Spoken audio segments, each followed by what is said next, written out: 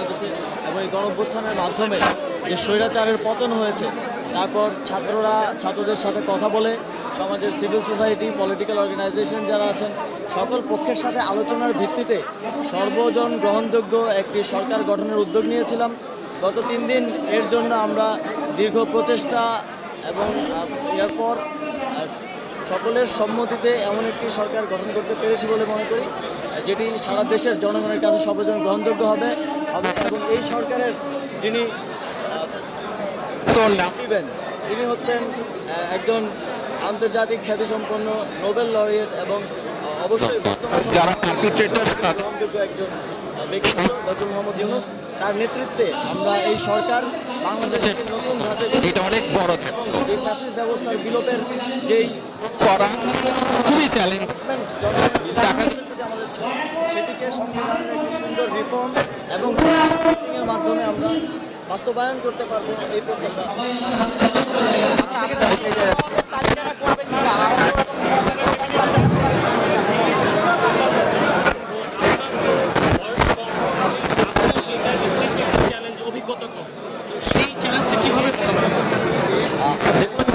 পৃথিবীতেই তরুণ প্রজন্মের যে জাগরণ হয়েছে আমরা দেখেছি বিভিন্ন দেশের 27 বছর বয়স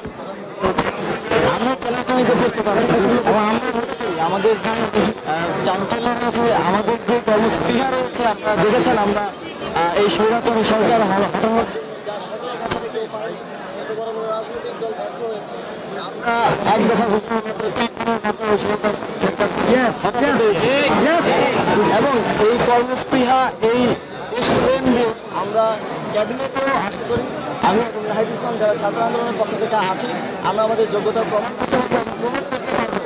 যে শুধু পুরনো দিয়ে নয় নতুনরাও দেশের হাত ধরতে পারে এবং সুন্দর একটি বাংলাদেশ উপহার দিতে যথাযথ ব্যবস্থা নিন।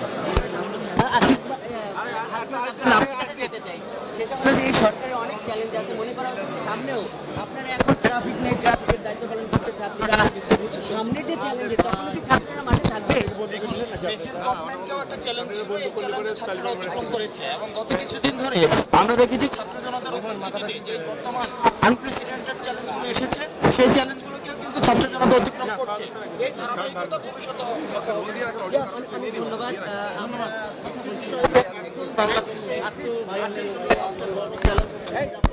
এদিকে